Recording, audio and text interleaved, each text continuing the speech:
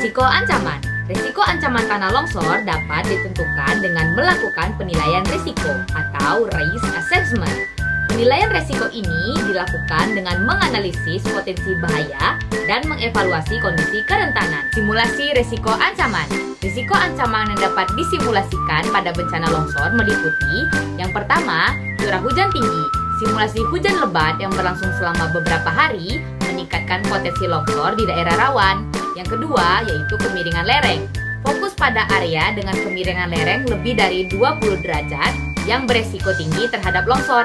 Yang ketiga, yaitu penggundulan hutan. Simulasi dampak dari penebangan pohon yang mengurangi daya ikat tanah dan memperbesar kemungkinan longsor. Yang keempat, yaitu kondisi tanah. Menguji efek tanah jenuh air akibat curah hujan yang tinggi dan kekeringan sebelumnya yang membuat tanah menjadi lebih rentan. Dan yang terakhir, yaitu beban berlebih. Simulasi dampak dari pembangunan infrastruktur di lereng curam yang dapat memicu longsor. Skenario simulasi penanggulangan bencana tanah longsor di Desa Sukadamai. Pendahuluan. Desa Sukadamai terletak di wilayah pegunungan dengan kontur tanah yang curam dan rapuh. Intensitas hujan yang tinggi dalam beberapa bulan terakhir meningkatkan risiko terjadinya tanah longsor. Desa ini memiliki populasi sekitar 3,500 jiwa, dengan sebagian besar warganya bermukim di daerah lereng bukit. Pra-bencana.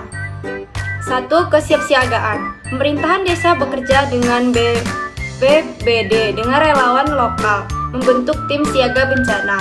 Edukasi dan simulasi evakuasi dilakukan setiap 6 bulan. Jalur evakuasi dan titik kumpul telah ditentukan, namun pemahaman masyarakat terhadap risiko masih rendah. Yang kedua itu infrastruktur. Beberapa wilayah desa sudah dilengkapi dengan dinding penahan tanah, namun banyak area kritis yang belum diperkuat. Sistem peringatan dini berbasis curah hujan telah dipasang, namun masih minim. Bencana. Skenario kejadian. Tanggal kejadian Jumat 14 Februari 2025. Waktu kejadian pukul 2:30 waktu Indonesia Barat. Lokasi Desa Sukadamai, Kecamatan Lereng Indah. Deskripsi kejadian: setelah hujan deras yang berlangsung selama 4 hari berturut-turut, terjadi longsoran besar di sisi bukit sebelah utara Desa Sukadamai. Longsor membawa material tanah, batu, dan kayu yang menghancurkan pemukiman warga di bawahnya. Longsor juga memutus akses jalan utama ke desa. Dampak awal ini ada 3. Yang pertama, korban jiwa dan luka. 2. Kerusakan infrastruktur. Dan yang ketiga itu pengungsian sekitar. Yang pertama, korban jiwa memakan 35 orang meninggal dunia, 50 orang terluka, 15 luka berat, 35 orang luka ringan, 10 orang dinyatakan hilang diduga tertimbun longsor. Kerusakan infrastruktur: 40 rumah hancur, total 75 rumah rusak sedang hingga berat, jembatan berhubung antar desa ambruk, jalur komunikasi terputus di beberapa wilayah. Pengungsian: sekitar 300 warga mengungsi ke balai desa dan masjid yang berada di zona aman. Respon saat bencana. 1. Tim tanggap darurat. Yang pertama, tim siaga bencana segera mengaktifkan sistem peringatan darurat dan mengevaluasi warga ke lokasi aman. 2. BPBD bersama TNI Polri yang relawan turun ke lokasi untuk melakukan pencarian korban menggunakan alat berat dan manual. 2. Posko kesehatan. Yang pertama, posko kesehatan darurat didirikan di balai desa untuk menangani korban luka ringan. 2. Korban luka berat dirujuk ke rumah sakit terdekat menggunakan ambulan. Yang ketiga, logistik dan pengungsian. 1. Bantuan makanan, air bersih, dan selimut didistribusikan ke lokasi pengungsian. 2. Tenda darurat dipasang di lapangan desa untuk menampung pengungsi.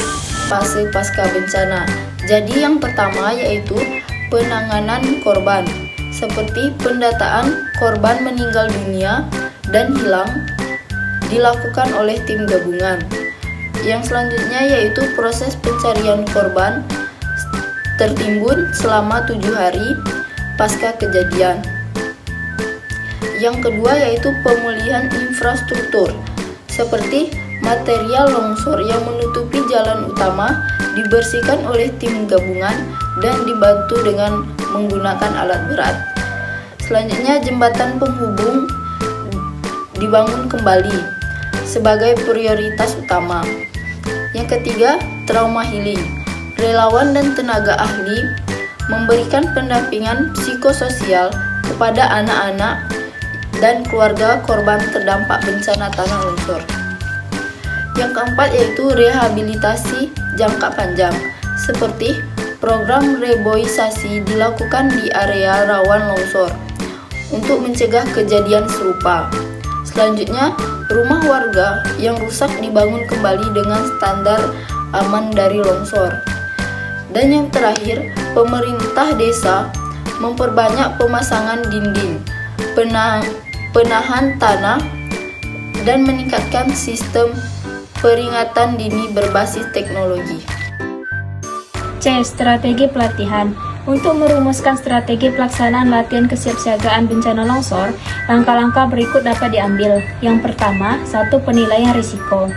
Identifikasi daerah rawan longsor. Analisis potensi dampak dan kerentanan masyarakat. 2. Penyuluhan dan edukasi. Sosialisasikan informasi tentang longsor kepada masyarakat. Adakan pelatihan untuk meningkatkan kesadaran dan pengetahuan. 3. Perencanaan latihan.